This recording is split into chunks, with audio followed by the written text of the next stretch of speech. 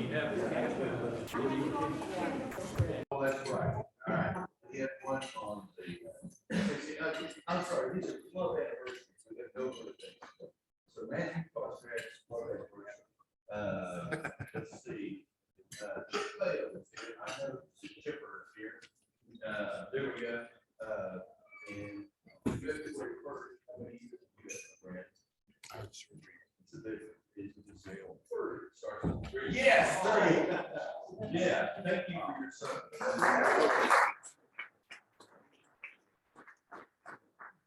There's no more birthdays, no wedding anniversary, so that's it.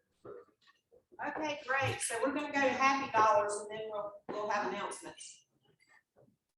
Happy dollars, get up the man. Got some of that old money in the wallet. Got a lot of money, here I know you got some money.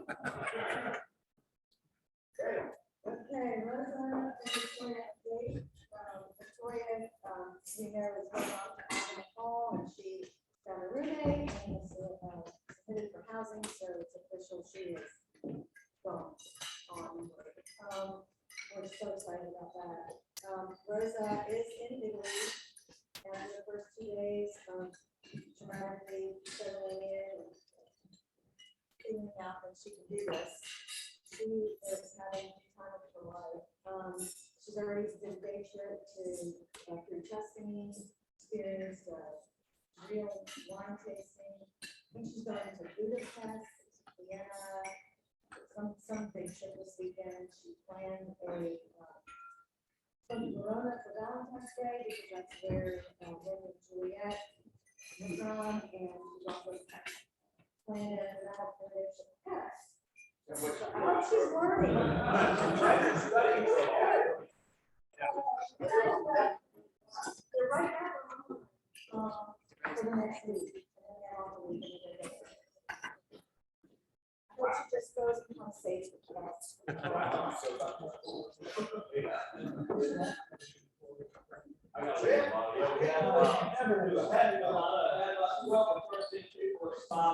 Last night, including our good friend Myron White and a couple other people from Regional Rotary. Looked at the president, and he looked around and he thought, and he looked at like 4 members of this over there. I said, hey, we never recruit from other clubs. We are accepting applications, but we never recruit. You build it, they'll come. All right, Gail's presentation got me thinking. Those of you who are old enough to remember Jerry Foley, who was our very first president, he opened every meeting with 24 cogs, 6 folks in the keyway, every meeting. And I hadn't thought about that or heard about that till Gail's presentation. So thank you, Gail. That's the first thing I thought. Yeah. Those, I mean, all of us that were charter members and those of us that are old and gray now. Jerry, he was our very first president, one of the founders. That's the way he opened every single meeting. I have one. This is for my for our president-elect, Tom Richardson. Tom is building his board. And so if you have not volunteered to be on the board next year, there are some open positions, right, Tom? Absolutely. And what are they? Well, that's something that I've got in the works. But I'll be right back. So take his call if you see him showing on your item. Tom has done an excellent job, and I need to learn how to spoof my number. so we don't want to have to tie your hands to get you to serve. It's really a privilege.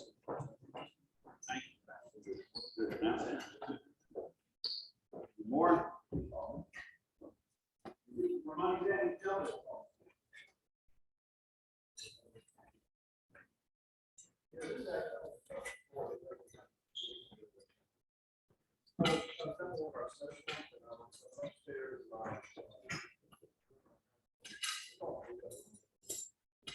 Speak up. Speak up. Okay. From upstairs, the second roof on the last Christmas decoration. And there's two spoilers and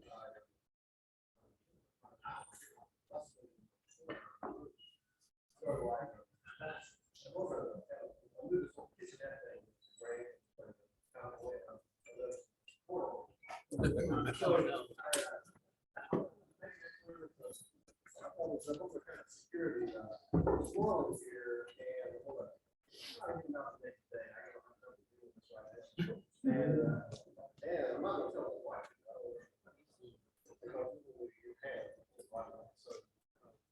Got the squirrel, box around and all that, so. So I've seen her come along. And, like downstairs, and all of a sudden I hear her like scream. There's a squirrel in there, so. So I go in there, there's a squirrel, there's a piece of butter. And she's trying to flush it out. So I put a squirrel in the dining room, kitchen, and I'm trying to. That's my plan. So, at one point, that squirrel, like, one of the legs, goes to another piece further, and out there. Then I get into the living room. There's not many places to hide there. And there's this one, it was a crazy episode. So, and then the whole time I'm doing this, I'm thinking, I really thought that was cool. It changed there. It turned out the original four heads.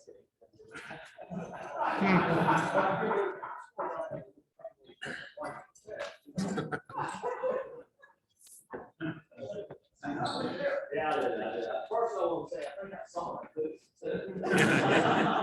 Stuff for, yeah. All right, enduring gratitude, a veterans event that we put on is next Saturday.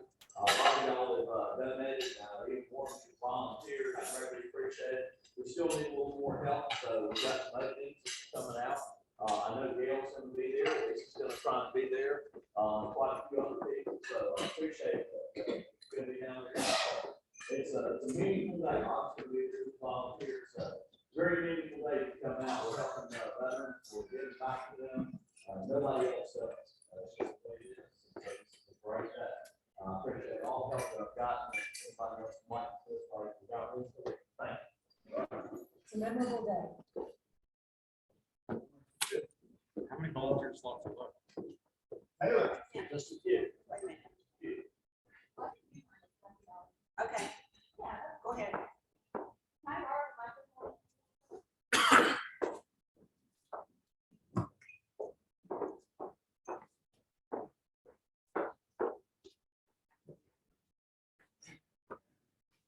I'm kind of gonna be just a little bit long-winded, so I'll throw in some happy dollars to, but yes, everyone, so I know we have a few guests, this morning, so welcome. My name is Taylor and I am on the board with Lisa and, serve as the youth services chair, which I co-chair with, one of our other Sunset Club members, Charlotte.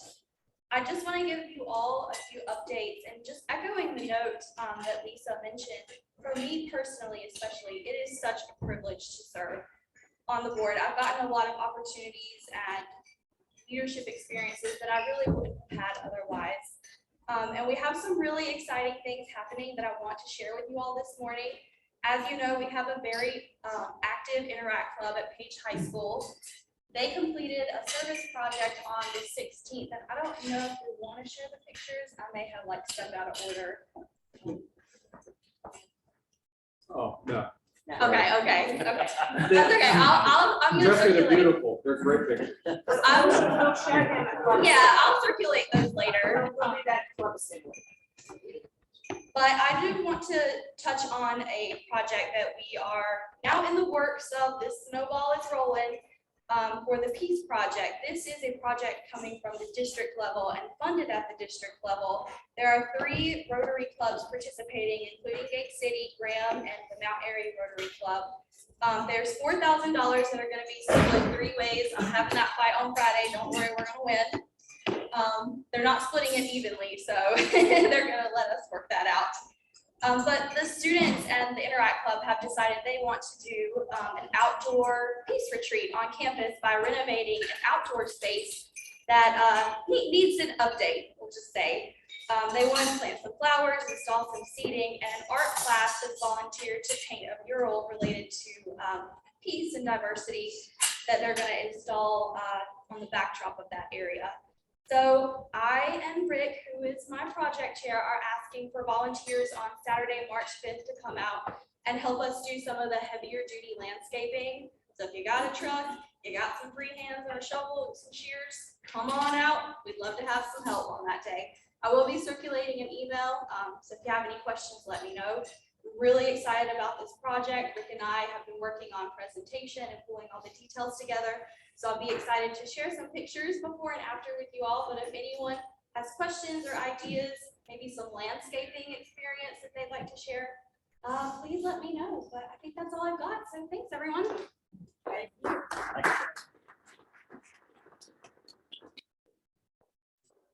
Happened before, last Sunday, Grandpappy goes to the French church, and it's a whole sermon on love, love your neighbor, forgive your enemies. And at the end of the sermon, the minister asked, if everybody here has ever forgiven somebody, raise their hand. Everybody raised their hand except Grandpappy. First, he raised his hand. How old are you? So 98. You mean in 98 years you've never forgiven anybody? And Grandpappy said, well, I outlived all of that. We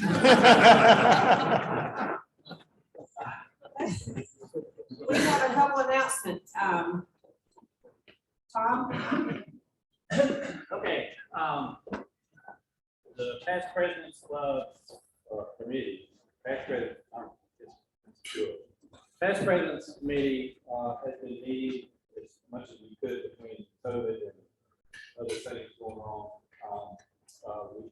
One of our duties every year is to fund grant requests from our fundraising proceeds. This year, we're a little late getting the announcement out because of, again, all these other issues. But we are pleased to announce today the winners of the grants. We had 10 applications. Most everybody, but there were a couple folks that missed a different kind of amounts, but most everybody had the kind of asked for the same amount. And for us on the committee, it got real easy because there were 10 applications and we had $10,000 to get out this year. So the arithmetic was real simple. Every application, let me tell you, every application was really good.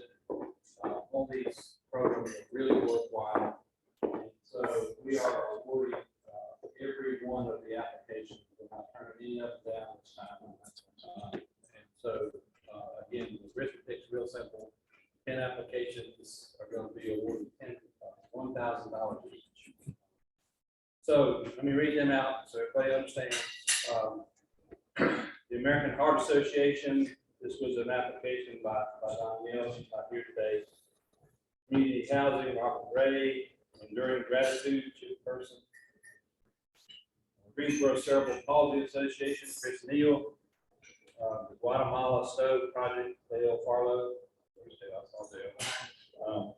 Junior Achievement, City, New Arrivals Institute, Buster, you're on line up there, I see you. Christy and her Out of Garden thing gets $1,000. Chris Neal also submitted for Trail Life Troop 1130.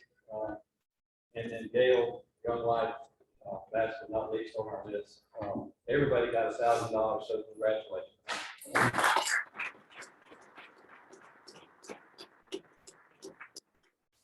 And timely as we think about sponsoring and supporting this year's fundraiser, that's just 10,000 of many thousands of dollars that we use from our fundraising proceeds. $10,000 typically is designated from our fundraising proceeds to support charities that our members are involved in. So that's what the past presidents or the president's grants are. And I think last Mark has an announcement. Yeah, I have an announcement. So in following Tom, apparently when the past presidents committee gets together and the math gets really easy, creativity starts flowing, and I don't know what kind of life that comes out of it. But they have asked that we bring the football pool back for one more round. So we're gonna do football grid. Everybody's seen the 10x10 grids. We're gonna sell squares for $5 each next week, at our meeting. That's gonna be $500. We're gonna give $100 to whoever wins the first half, $200 to whoever wins the second half, and $200 to City Rotary. So I hope everyone will participate. If I got everything that works, if you have questions, ask out. Bring your five local grids. You can buy more than a square if you want. Awesome, awesome. Sounds like fun. Okay, this time I'm going to ask John Fulton, one of our most recent members, to come up and introduce our speaker. Yeah, I'll be brief so Scott can talk, but it's my pleasure to introduce and welcome Scott Baker. He's also with TowneBank. He's the president of TowneBank Triad, and he's been a very kind and patient mentor of mine. So today he's here to talk about market conditions.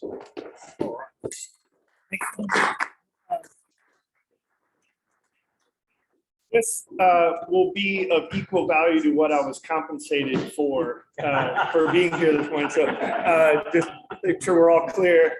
I've got several neighbors here, so it's great to see some neighbors. I am still picking up my dog's droppings when I walk, so just to make sure I'm not the guy that's leaving them. And so all that, but I'm glad to be here this morning. John asked me, he said, hey, if you could just talk on the economy. And I was like, well, that's a very narrow subject, so it should be pretty easy. But I thought I'd do is I've made some notes, and so I'll kind of jot these down. But I went back a little bit ago, probably towards November, December, and another group I'm in really looked at some of the data that the census had come out and given us from the last 10-year cycle. I thought you guys might find some of it really interesting because I shared it with that group, and it was, I found it very interesting. So I'll start with, first of all, North Carolina is now the 9th largest state. We grew the last 10 years as a state about a 9.5% growth clip, okay? We are the 6th largest population gain in the last 10 years. So of the 50 states, we grew 6th fastest of anybody else. We're becoming much more diverse. Children of color account for almost half of the population under 19. So that continues to be a progression that we're experiencing in North Carolina. We have more than half of our state's growth, over half of our growth occurred in 6 counties. So 32 counties experienced population decline. So you're seeing we're kind of a tale of 2 states, really, from where we're evolving and how we're growing in that area. We outpaced all our neighboring states. So Georgia, South Carolina, Virginia, Tennessee, our growth was more robust than those. So now narrow it down, Guilford County, Guilford, it's interesting as you look through a lot of the data, we're kind of average in North Carolina, so if you think about it, we got 32 counties declining. We have 6 who kind of over half the growth. So we grew about 9.97%, right at kind of the average of the state. Clearly you can identify the counties that you think would have had, high growth rates, Charlotte, Mecklenburg, Wake, and then the surrounding counties around there, obviously experiencing the most growth. What's also interesting is NC per capita income. So in 2010, we were 94% of the US average on a per capita income. In 2020, we declined to 84.6%. So we actually went down relative to our percentage of the average US income. We grew, our income grew, but the United States as a whole grew at a faster clip than what North Carolina's average income was. So I'll make some comments on that in a minute, but our wages actually increased 73%, but the US increased over 83%. So that's how that differential evolved. Pre-COVID employment was right at 3.5%, unemployment, sorry, at 3.5%. So we had really pretty much full employment from that standpoint. In the peak of COVID, we had dropped to 14.8% from a unemployment standpoint. So if you think about, I know any banker in here was involved in PPP loans, any small business owner was also involved in PPP loans. And if you think about that, it was really an effort to keep unemployment from hitting 50, 60%, because you were going to see very dramatic unemployment numbers. So the government just fed unemployment, instead of writing unemployment checks, they wrote checks through small business that basically was unemployment checks, if you think about it that way. And it was a way to just kind of keep confidence and everything else from an economy standpoint. According to the St. Louis Fed, and I will tell you guys, if you ever want economic data, go to the St. Louis Fed. You can pull up all kinds of good information. It's easy to do. But right now we're back to 3.8% unemployment as of December 2021. So if you think about how that cycle, it's a pretty quick return, almost to full employment from that standpoint. Let's see, I made a bunch of other notes that are kind of interesting, but this is from the previous. We have a gross state product, and you heard about gross domestic product. Our gross state product is right around, it was in 2020, right around 567 billion. The projection for 22 is 627 billion. So if you think about 60 billion increase from a gross state product, Guilford County of that in 19 was the latest data we have, is about 37 billion. In 2010, it was 27 billion. So you can see we're experiencing some growth on that end too. Let's see, what else did I have on here? What I thought was also is jobs here, and then I'll make comments of why I think it's important, but jobs here in 2000 in Guilford, we peaked at 373,600 jobs, 2000. So we dropped in 2010 to 365. So, and then in end of year of 2021, we were at 350,000 jobs. So if you think about, we're about 23,000 less jobs than we were in 2000 when we started. Everyone knows what we've seen with jobs in this community. Our employment, however, is higher. So what's happening is our residents are employed outside of this vicinity. They're traveling for their jobs instead of having jobs here locally.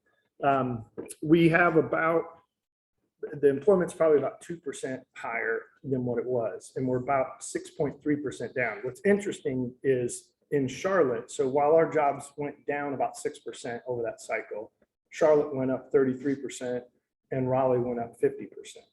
So if you think about what's happening, we're seeing our residents kind of leave the area for a job. We're seeing a couple anchors in our state, obviously increasing jobs at a pretty rapid pace. And so that's been the challenge for our area for a little bit of time. Now, why I think that's all interesting is now you're starting to see what's happening in our local community with the job announcements. So out of challenges come opportunities. So if I'm an employer, wages in North Carolina, we're kind of average, as I said. We're a little bit below the US average from the standpoint of where compensation goes. Raleigh and Charlotte are well above that cycle. So if I'm a big manufacturing employer and I'm looking to relocate and I can get wages at 84, 85% of the US average instead of paying above US average, then we become a little bit more of an attractive area for some of these jobs to get redeployed. The second part of it is the multiplier effect of that is you hear boom and you've heard Toyota, and their average wage is somewhere in the mid 60s or so per person. Ours right now is sitting in the mid 50s to lower 50s from a standpoint. So you're looking at a boost on those wages of almost 20% on that end. So we're already, even though we're still not where we want to be, these wages coming in are much more in line with national average and where that's going to go. And so that'll help rise several tides. It'll pose some challenges. Small businesses will probably fight to retain some employees that may be able to go to the new location. You'll see some wage lift there, but you also see that compensation in people's pocket. And what happens is you get this, not to get too nerdy, but you get this marginal propensity to consume. So what you've got is, I made $100 last week. Now I'm making $120. So how am I going to use that 20? and it's a split between I'm going to save some, I'm going to spend some, and that spend factor is the multiplier that the community gets. So if we've got all these individuals that are now making 10, 15 grand more than what they were, what's that spend rate and what's that multiplier happen? So there'll be a good impact from just that alone. And the wages that both those companies are bringing, I think it's somewhere around 100 million annual in wages per year from each entity, a little bit over that. And so if you think about 200 million dropped that wasn't here a little bit ago coming into our community, that's going to be a pretty significant multiplier. And then from a jobs and small business and support, the estimates range anywhere from a 4 to 7 times multiplier on the supplier industries and distribution industries that come in and support these big manufacturing along that line. So, you know, I see personally Greensboro, we've had a very good logistics base for a number of years. There was a time where I was a little concerned that we were overbuilding on warehouse because that doesn't bring jobs. It brings some, but warehouse space tends to be a little less employment than manufacturing and whatnot. And so it's nice to see a boom. We've seen Honda Jet, we're getting Toyota, and have that come in the community because now we're bringing more people, we're bringing more of that job employment. And I think we're going to see, you know, GTCC, A&T, and others really benefit from these type of manufacturing jobs in here as well. And hopefully we can retain some of these students. The one last stat I will share with you is the population trend. I think it's ages 20 to 44. I'm trying to remember, we're down 7% in that age group. So while our population is seeing a little bit of a rise, we're seeing it above 65. We're not seeing it as much in that 20 to 44 range. And candidly, that 20 to 44 range is a pretty important range for us to attract. And so again, it goes back to Toyota, Boom Supersonic and whatnot. That's going to bring some of these folks in to do that. That wasn't a question, that was just a stretch. Oh, it was a question. Okay, yeah. And I'm not. Neither am I. Yeah. I am in the real estate. Yeah. It's a sign. How do you bring 20-year-old people in when you don't have affordable housing? Yeah, no, it is a very big issue. And I think for a long time, as I've talked to several that are in that area, they've been going Mebane, Graham, Burlington. It's closer to Raleigh from an employment standpoint. And so you've seen townhomes and other communities and whatnot get built that direction. Clearly, you can't drive anywhere near the triangle and not see a 400 unit multifamily or other items going up. Greensboro is starting to see, but our housing supply has been very diminished. And I do think you will start to see some increase in that. I've talked to several who are already looking at land acquisition and whatnot for the area. Yeah. With the discrepancy, you can buy it at $140 a square foot and build it at $400 a square foot is not surmountable by anybody. And not right now. I don't see, right. That takes a governmental entity stepping in and saying, hey, we're going to put some controls, or we're going to force, or we're going to do something that will rectify this imbalance, and nobody's doing it. Yeah. At least that I know. Yeah. Just to add to that, I'm a realtor, and we own a small real estate firm here. And just to add to that comment, an interesting phenomenon we've seen in the last 6 months is, I tell people this all the time, we always talk about the shortness of supply and why homes don't stay on the market, and what's happening, where do these prices come from? Mm-hmm. And 4 of our last 5 transactions over $500,000, all of them came from people from the triangle who are willing, they don't have to drive office 5 days a week anymore. So they're going to the office a couple days a week, 2 or 3 days a week, they don't mind the drive. And they can buy a house here for $750 that's costing $1.5 million. Yeah. So that is entering our real estate market too. I've heard the same thing, and I lived in Apex for 8 years, and we've got friends who are talking about relocating this direction just because the housing market's gotten so crazy there. And here, we've seen, I mean, we've seen growth in the housing market that candidly, I don't think we've seen for a while. And so we're all of a sudden you're getting, you know, cash buyers, you're getting offers above the price point, and that's really not been routine. So, but it's still well below what you're experiencing in these other communities. There's no question about it. So, yeah. Scott, didn't come directly to talk about this question about asking about it. Looking around with all bankers, and, you know, the town bank has now been here for 4 years. Yep. And Right. you've really hit the ground running, but was this data and what you looked at part of the formula for what made town bank decide to come to this area and really plan it back? Yeah, candidly, when TowneBank was speculating about coming here, I got introduced to the chairman, and he asked me for a white paper on would we consider putting a bank in this market. So I had to put together a lot of data around this. This has been updated from that point, but a big part of it was we're a community that is going to experience growth, whether we like it or not. I think my challenge has been to several that I've talked to is we're going to experience growth, so we might as well try to guide that growth as best we can versus having it happen to us. You know, you just can't see the two levers that we're right in between continue to climb and not have that water level spill into where we are. And it, you know, it's happening on multiple fronts. So I think it's good, but yes, all the indicators, the employment's here, the base is here. It's a great manufacturing hub, and it's still a small town, you know, more than it is a city, in my opinion. So it really works for our culture. Your, excuse me, your local and national unemployment statistics that you cited. All of us go around town, there's job postings everywhere, services. How much does that take into consideration those due to the trend in part-time employers, corporate employers going the part-time route in order to avoid the cost of benefits, et cetera? How much does that reflect those who are just staying out of the job market? Because we did not in 2 years go from a norm to suddenly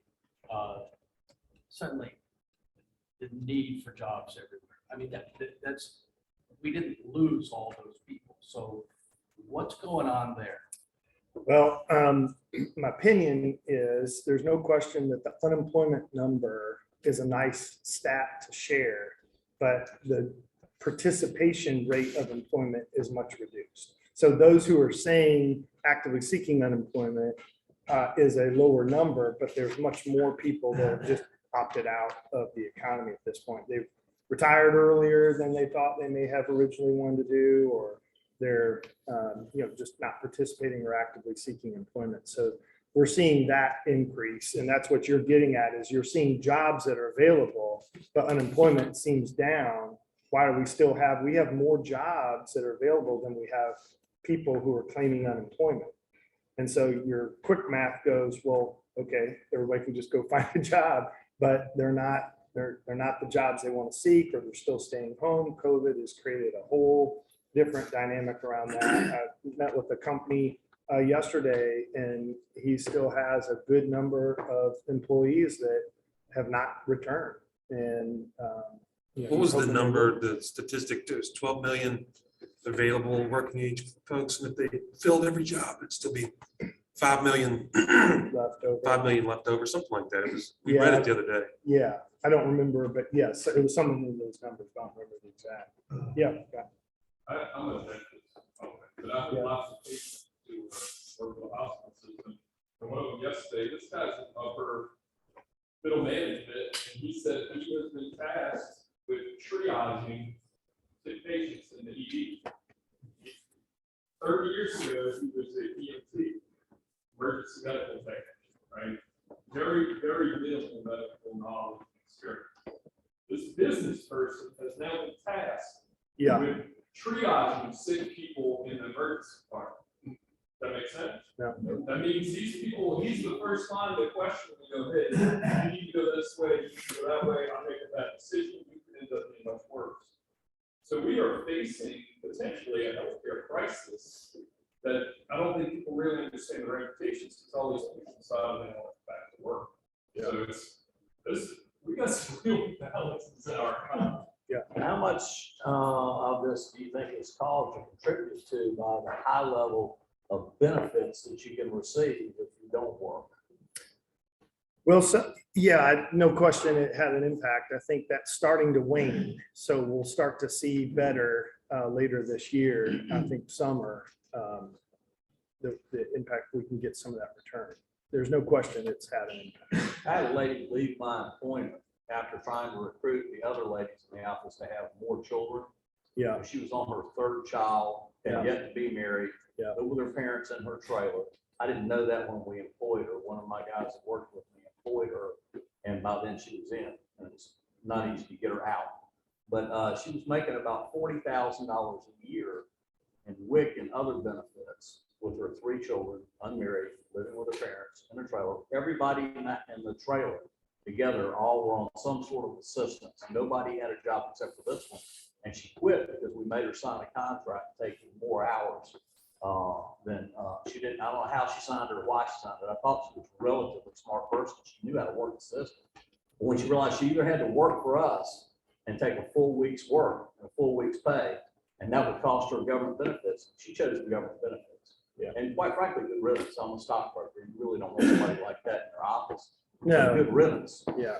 But as far as I know, she's still living off the dollar, what. And when you have people that can do that, you wonder what the root cause is. Sweden and some of these other countries that have cut their benefits have found their participation rate going up. Because, hey, by the way, you got to pay your rent, you got to eat somewhere. Government won't give it to you. You might have to go back to work. Yeah. It is been a You don't very have to weird answer time. that. No, yeah, been a very weird time for 2 years. I- Yeah. Great point. Agreed. Yeah. I know a lot of us have never seen interest rates this low. What do you think? Do you think? I am surprised I've got an interest rate question. So, yeah, Robert can answer this for us. In my opinion is, which is what it's worth, but I think we'll see a 1/4 point in March, and we'll probably see 4 raises this year. And I think they'll equal 1% to 1.5% overall. And just from everything you read, it's kind of right in that point. And if you think about the average prime rate over history is around 6.8%. And we've had the longest stretch from 2010 to when we just started raising rates at, what was it, like late 19, and we got it back up into just into the 5% range quickly.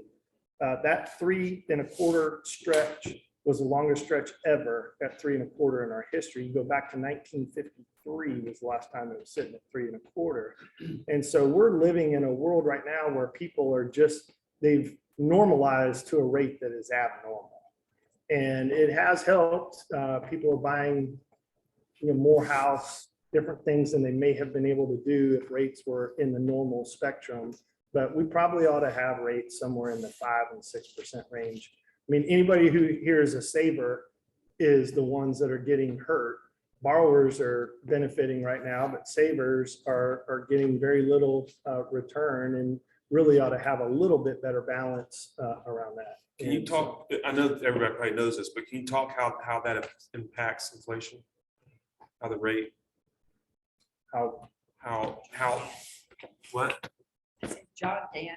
No, Yeah. no, I can't. I think that you can, about how a low rate environment increases the price of a bunch of things, and it causes some inflationary.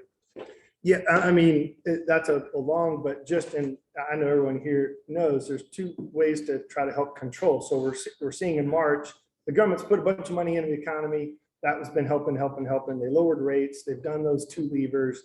And that's really what sustained us beyond all the other economic benefit the government has put in over this last cycle. Now they're pulling back the buying. So that means less money in the economy. So less money in the economy, people aren't buying as much stuff. And so inflation starts to dip a little bit. And then the next lever is raising interest rates, because then it becomes I can't afford a 550 house. I can afford a 500 house because rates went from 3.25 to 4.25.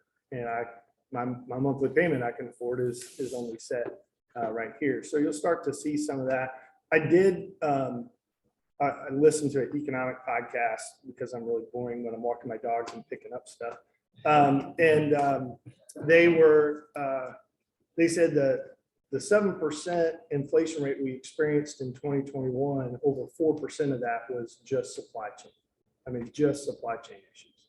So we really, from an inflation standpoint, baseline wasn't that bad. I mean, 3%, not anything to get too worked up about.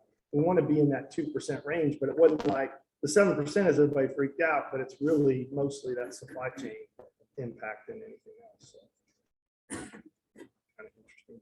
Yeah.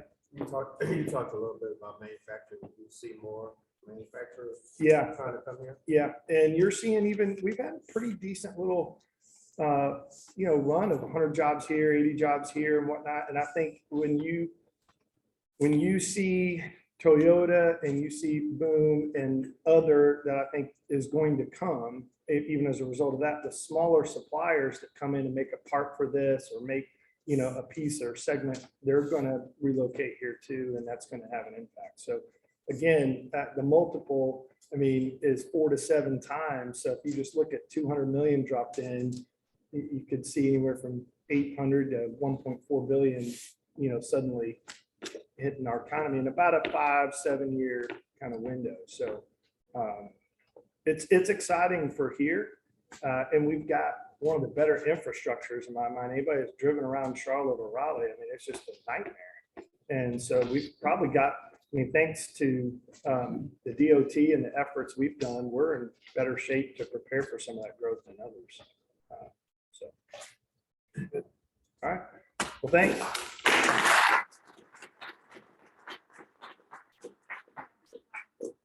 Task for you. Oh, I get to pull out. You What get if to I'm pick. the number? But you cannot pick Myron's or Phil's number. I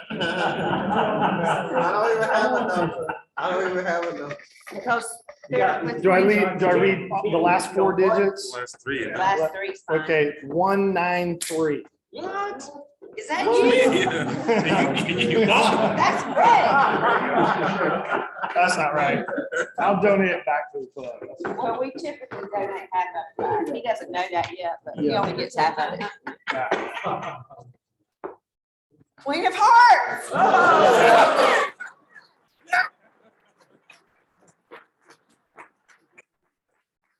Okay, tell how much is in there. Our treasurer. Wow.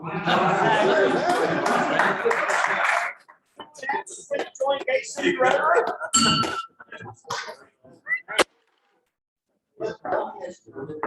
Chris Jackson, he was on earlier, dropped off. I dropped by to see him last week, took him that card. He was so grateful to be here. That guy was laying in a little hospital bed at his parents' house. He had put in his hands, right on his hand for speech. So he had to do everything with his elbows, his knees. He can't even see it for a wheelchair fine. So if you can remember him, send him a card, give him a call, drop by. He's so great. He's there all day long. So anyway, thank you. Appreciate it. See Kelly Harold on there. You don't see your face, but we miss you. Yes. Congratulations, Sean. Yeah.